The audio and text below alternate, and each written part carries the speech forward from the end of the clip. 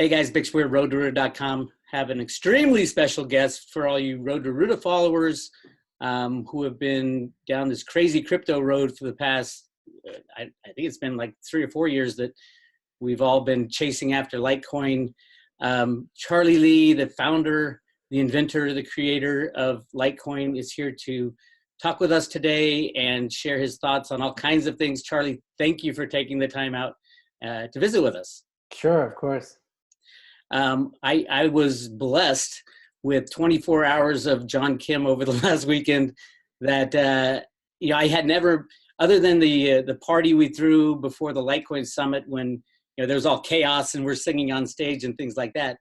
I'd never really spent time with John Kim, and what an amazing individual, completely unique and passionate and smart as can be, which I didn't realize. I just saw his craziness on YouTube and Twitter. Really, really bright guy, especially when it comes to the passion for what he's puts his life into right now, which is Litecoin and spreading the word. So thank you for sharing him with us, Charlie. Yeah, he's definitely got a lot of passion. Yeah, we love that about John. And I wanted to get you on, it's funny because I sent John a few topics that we could talk about, just topics that basically subscribers said, hey, why don't we ask Charlie about this, and this, and it was pretty ordinary stuff. And then I get, when John was here, we were obviously talking about a lot of Litecoin stuff, in between him teaching my wife all about Twitter, which was really cool. But he was so knowledgeable about all this stuff. And when I talked to him about it, I come from a different angle. I come from the gold and silver world coming into cryptos. And it was a big jump for me. I was in gold and silver I still am in gold and silver, but for 10 years working with GATA, the Gold Antitrust Action Committee, trying to fight the bankers and, we could take this back.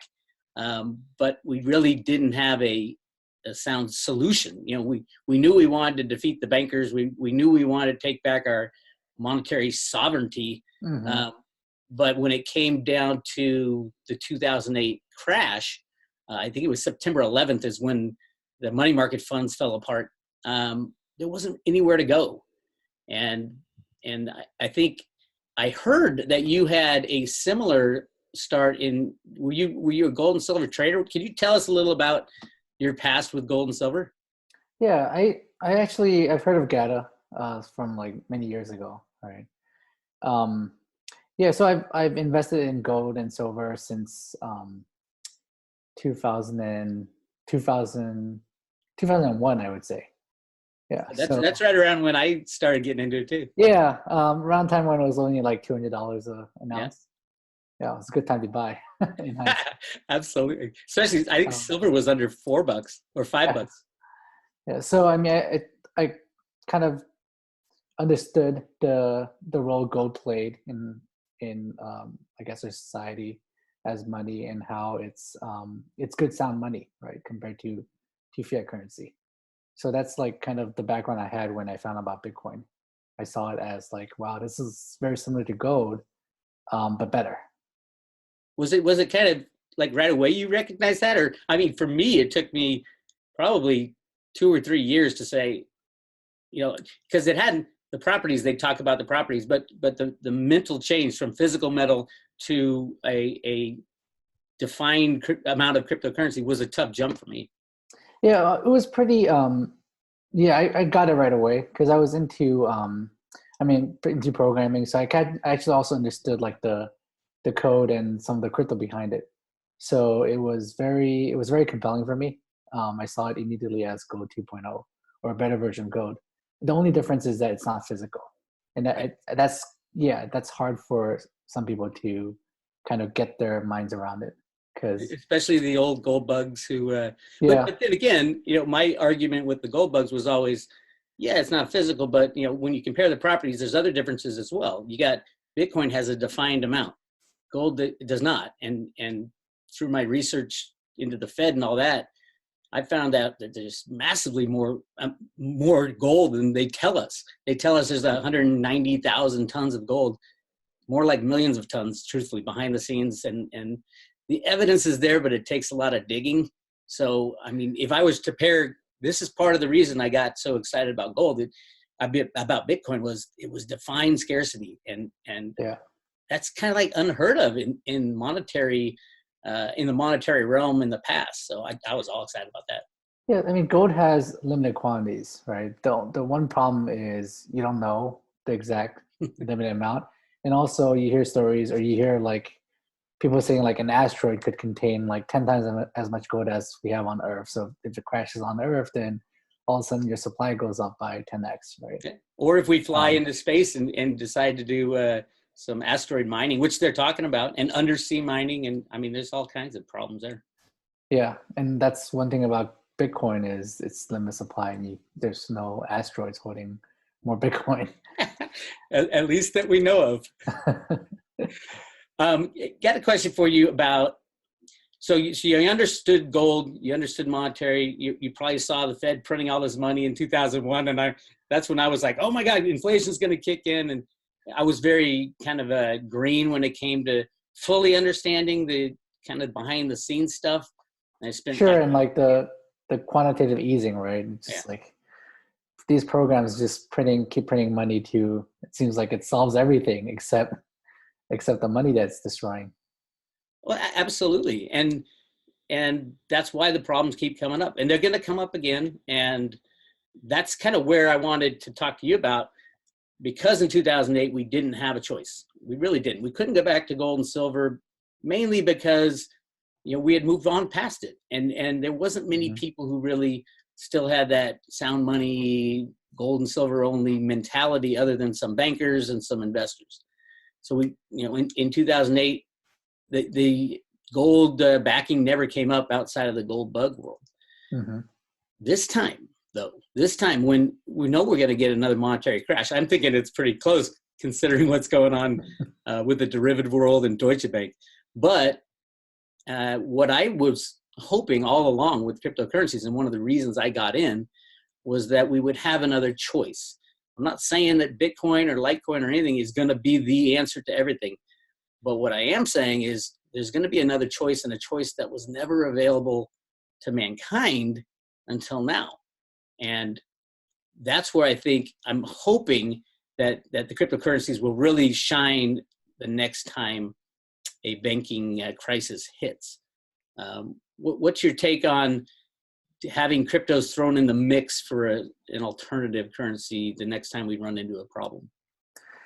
Yeah, I mean, I think cryptocurrency, the whole industry is definitely a new asset class, right? I think it's definitely good, sound money, and it's a great store of value. I think even without the next financial crisis, we're already seeing like a lot of people are putting their real hard-earned money into cryptocurrency, right? I mean, the total market value of all cryptocurrency has grown tremendously over the past few years, and I think it will just continue to grow. It'll grow into comparable to gold and silver, I think.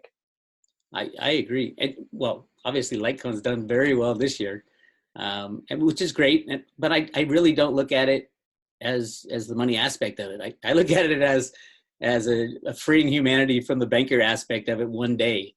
And I hope that when a financial crisis does hit, that we will seriously consider using cryptocurrencies as either as our sole form of money, or alongside maybe the US dollar, gold, silver, crypto, maybe give everybody a choice. That might be better. I do think something like that will be inevitable, but it might take a long time. Okay. Like the current system's not going to or the current kind of fiat currency is just not going to die all of a sudden and get replaced by Bitcoin and Litecoin. Okay, so here's my question on that one. Yeah. We're seeing Deutsche Bank, which is the largest derivative holder, 45 trillion or something to that effect, more than wobble. They just got downgraded by Fitch again. The stock is falling. There's really no hope. Their merger fell apart with Commerzbank. The derivative mess is kind of what hit in 2008, and then they plugged the hole with their finger. Mm-hmm. and that was due to Hank Paulson coming to Congress and saying bail out, and we really had no choice. Do you see if say Deutsche Bank goes down or has a problem and the derivative contagion starts hitting other banks and they have to come to Congress again, do you think that there will be another bailout, or are they going to let the chips fall where they may at this time? I think they would have to do another bailout. Like from what I can tell is they can't let the system fall apart, right? So they will have to keep plugging the holes and keep doing it. And with at least in the U.S., with the U.S. dollar being a reserve currency, we can keep printing money. And I mean, it will work until it all of a sudden doesn't, right? So I think they would just keep trying doing the same thing, and it will last a while. I think it's like over a long period of time, it won't succeed, but for a short period of time, it will still continue to work. Okay, so you're more like, you think it's just too painful to pull the plug, kind of abruptly. It's more the fiat will be dying off as other things like cryptocurrencies will be gaining in strength. Yeah, I think they just don't. They can't imagine another solution, right? So they will just keep doing what they're used to doing, which is printing money.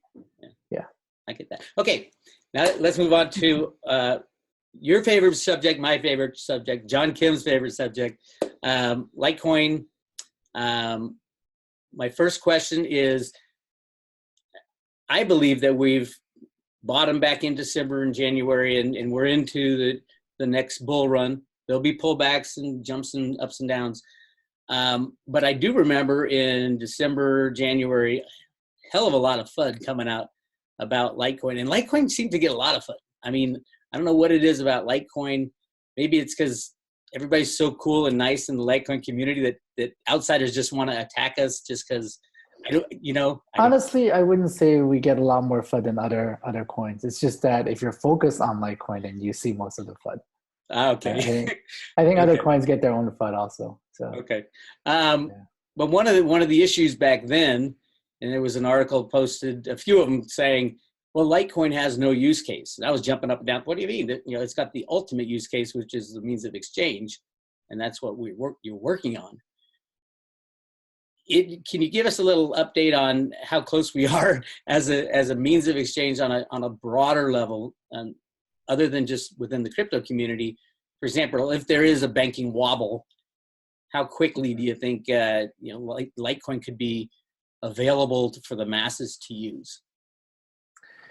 I mean, I think today, even like Bitcoin, we're still in kind of like the speculative phase, right? People are still just buying and holding. They see it more like an asset class than actually like real currency, where people are actually using it daily to buy bread and milk, for example. Right. So we're nowhere near that yet, right? Well, and we don't really need it yet. We don't need it yet, right? But if push comes to shove, we need it, we'll be ready. Yeah. Right. So yeah. So I think it's fine. We can take our time to build out the asset class, and the market cap of the coin really has to be a lot higher for it to be a real global currency. Mm-hmm. Right. A few $1 billion market cap is not going to cut it. Well, I'm all up for that. Twist my arm on that one. I agree. Okay. Now I want to move on to something that I have been dealing with for 20 years now, long before Litecoin and long before Bitcoin, and that is market manipulation via computers and derivatives and false volumes and things like that.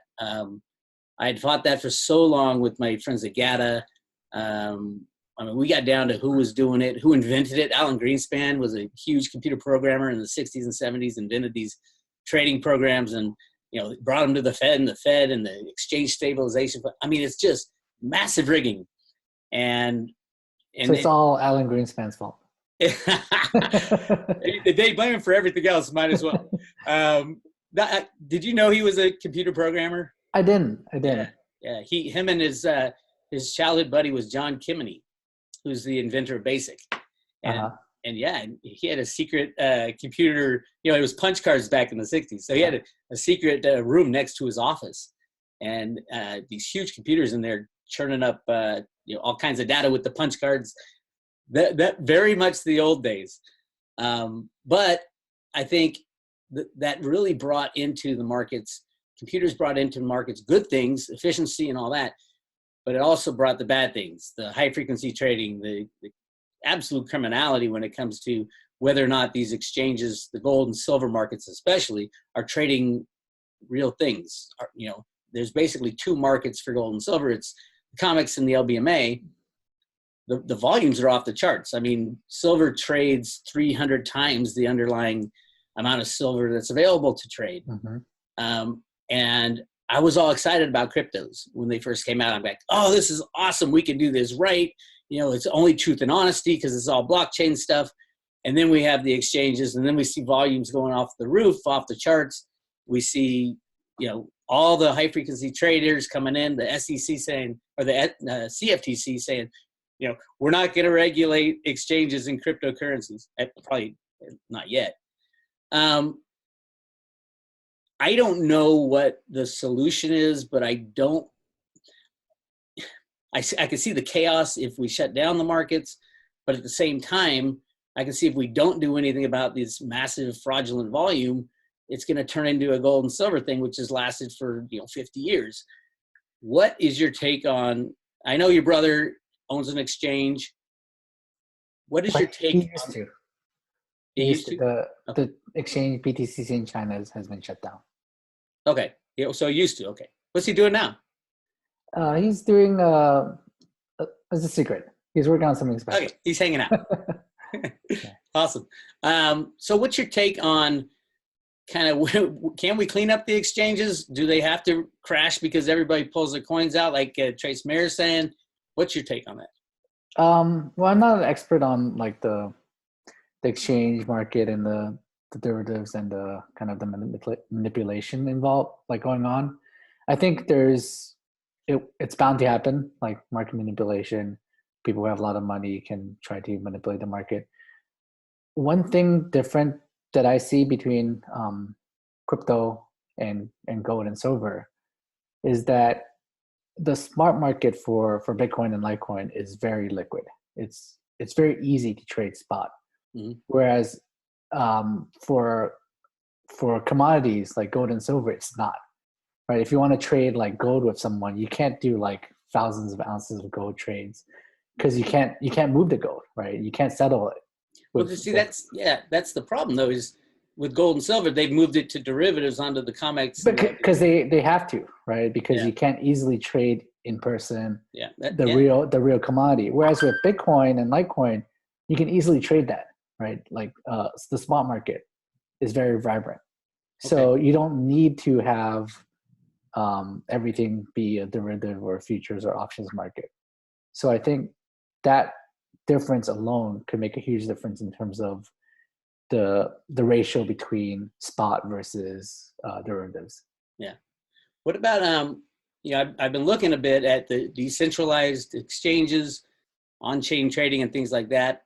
I know that if when Lightning Network really gets up and going, that might be a huge potential there. Anything that can be done, kind of trading outside of our current exchanges? It's going to be tough because decentralized exchanges will be inefficient, right? So people trading on exchanges want the efficiency that centralization brings, right? So you can do a few orders at a time, but you can't do like really fast orders like centralized exchanges can give you. So it'll be hard for decentralized exchanges to compete with their centralized counterparts. So I think there's a market for it, but I don't think it's gonna like all of a sudden one day everything will be decentralized. If you think there's let's call it a run on the exchange, like a run on the bank, where people pull their coins off, and we know a lot of these exchanges have like less than 5% of their coins. I wouldn't say the big ones. I'd say the smaller ones that kind of they just throw up a website and all of a sudden they're exchange. Do you think the remedy, if something like that happens where people run in and try to pull their coins and we get a Mount Gox type of situation. Mhm. Do you think it could? I think it could restart. It would just be a smarter, more centralized, or at least verifiable way to trade. Where when Yeah, you buy, go ahead. I think exchanges will adopt like different ways where they can prove their funds, Yeah. or a non-custodial way where people can trade, where they still have control of their own coins and exchanges doesn't have control to a Okay. certain degree. So I think that's going to become more and more popular, and that's going to help alleviate the issues where exchanges potentially don't have the coins they claim they do, Yeah. or that they get hacked and either go down and lose everyone's money, or cover it up. Yeah. I do think that we'll have more non-custodial solutions. That's going to happen pretty soon. And I think Would that be regulator focused? I mean, would the regulators come in and say, "Hey, you got to do this," or would it be free market type of, "Hey, I got this exchange, and you can prove that you have your keys," and things like that? I think it'll be more free market, where exchanges that do that will be more popular because people will trust them more, where they don't have to keep their monies on the exchange. Yeah. Okay. Hey, with when you're talking about the speed and competing with the current exchanges, which basically trade crypto derivatives until you pull it off, wouldn't Lightning Network injected into one of these systems compete with the speed of the current exchanges, or do you think that would still be falling behind in speed? Um, you're talking about like atomic swaps with Lightning Network? Or an exchange that would trade, instead of on chain, it would be on the Lightning Network, which is obviously a lot faster. Yeah, but I think you still have to have like a central place to do the order book. Right. Right. So like not everything will be it has to be centralized somehow. Right. Right. It can't be having everything perfectly decentralized, or not perfectly, but decentralized will become inefficient. Right. It's kind of just the definition of decentralization. Yeah. So yeah. So exchanges on the Lightning Network doing atomic swaps will come and will be useful. But there for it to be, in order for it to be efficient, there will be some centralization involved. Okay. And we just got to do our due diligence on who that centralization is. That's one of the things that I've been, my boss, when I was working for in finance for 25 years, and we'd analyze like mines for mining companies because I did mining equipment. Mm-hmm. And he said, every time the we old school mining, right? Oh, yeah, I forgot who I was talking to. Yeah, the big haul trucks and the drag lines and all that, pulling dirt out of the ground. Yeah. So yeah, my boss always said, when you go look at a company or a deal, you start with the people. You always got to start with the people. Mm-hmm. I think that's one of the best things about Litecoin, is that those who follow his advice, start with the people, are I think are reaping the rewards of good people doing good things, trying to help the world, not trying to buy Lambos necessarily, but trying to give the world a tool to use that we so desperately need as the world changes in the banking world. And I want to thank you for that. Absolutely. I think that's good advice for anything, right? You start with the people. Yeah. Like for looking at startups, whether or not they're going to succeed, or exchanges, whether or not you want to use them, coins, whether or not you want to support them, you always start with the people. Well, and that's where it comes to, I mean, you and John Kim, I keep going back to John Kim. I talked about him every day since he left. Just, I mean, literally, the things I think he's going to accomplish in life are going to be amazing because of his attitude, because of his knowledge base, and he's always learning and always growing, and he's just a kind person as well.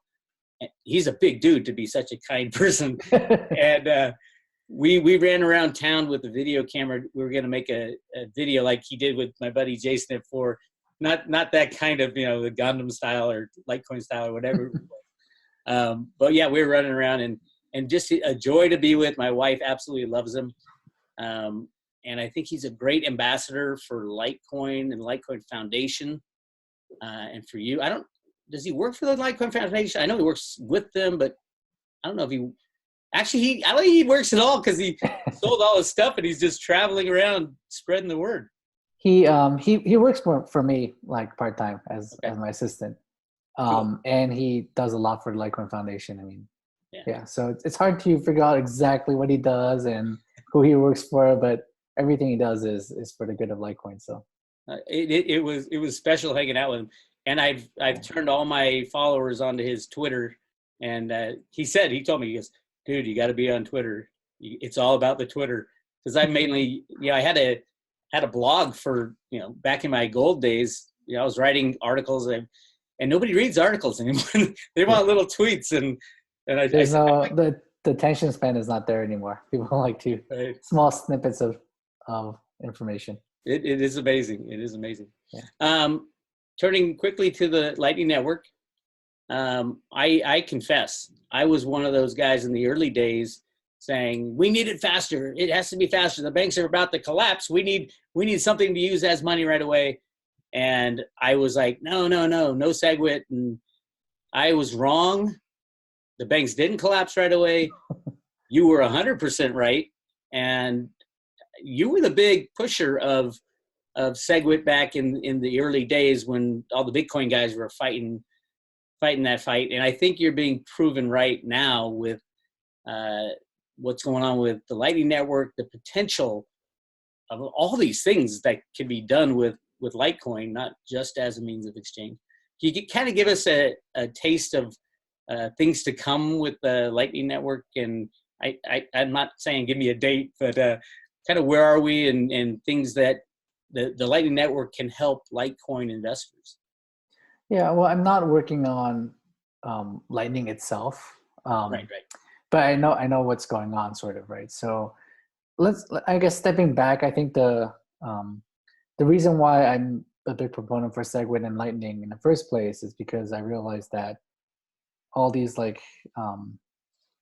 in order for Bitcoin Litecoin to succeed, it's not just like the base layer, right? You have to build layers on top of it, which is faster, cheaper, and has a different kind of security profile.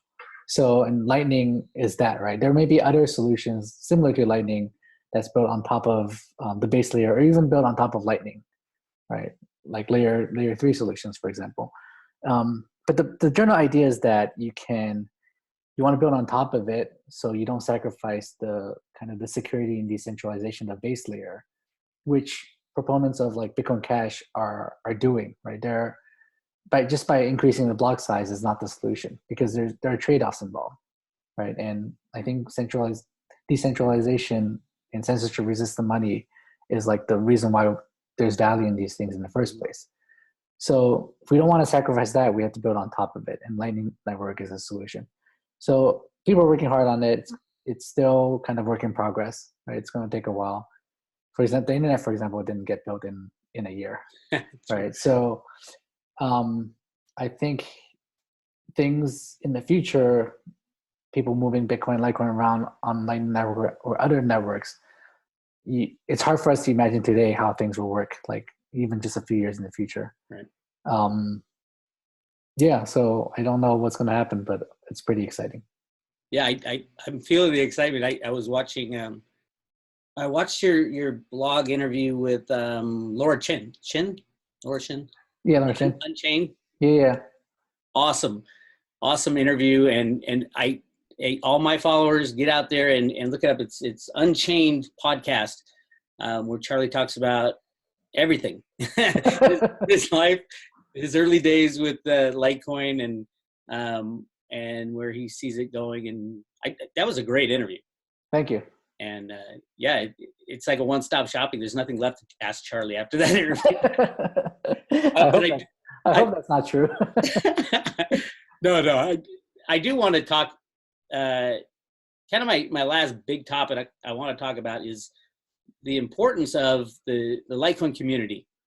And I'm involved with it in my world with my people. I've probably got 10,000 followers who are just gung-ho Litecoin, some off the charts, and some saying, well, I bought it, but I'm not sure how great it is. So yeah, it's one of those things. with the community, I think Litecoin, out of all the other cryptocurrencies, by far has the best community, the best people working on it. There's good people in other ones, but Litecoin, and I think that's going to help us in the future move forward. I would just encourage you to keep encouraging us, because I like to tell people, Charlie made this football, and he's given it to people to run to the goal line with it, and that's our job. Any words of encouragement for us? Yeah, I mean, I think I do agree. I think the Litecoin community is, how should I say this, probably the least toxic of all crypto communities out there. We're all, well, I'm not say all, but most of us are working towards just in general, like adoption, right? Getting people to hear about and understand Litecoin, Bitcoin, and just cryptocurrency in general, right? Learn about it, figure out why it's good, sound money, and how they can kind of help to make that happen, right? It's not being like a decentralized currency. Litecoin is not just going to succeed just by itself, right? Everyone needs to kind of chip in. I keep telling people keep asking me what I'm doing for Litecoin, right? And I shoot back and say, what are you doing for Litecoin? Exactly. It's not just what I'm doing that will make Litecoin successful, right? It's basically what everyone else is doing. And I see that happening, right? People like, for example, like John Kim is one good example, right? He kind of just had a passion to try to help out, and he's putting effort and putting his time into it, and it's really helping a lot. And there's a lot of other people doing that. And I think, yeah, slowly but surely, we're going to kind of succeed. And it's not just about Litecoin, right? It's just about cryptocurrency in general, I think. Yeah. Well said.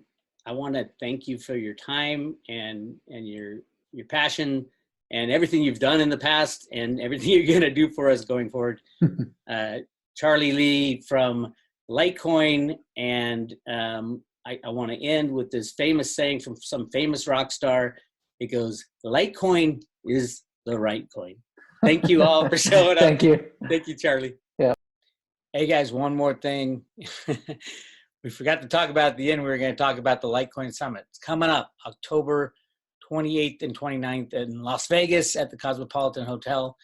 On the road to Ruta, we're going to do a party beforehand, an event and a party. A full day's thing. It's the 27th at the Cosmopolitan as well. If you want to go to the Litecoin Summit, go to the Litecoin Foundation, and they have a link there, and you can sign up for the summit. Make sure you get in early and get your tickets. I believe it will sell out by then. Litecoin should be absolutely crazy by October.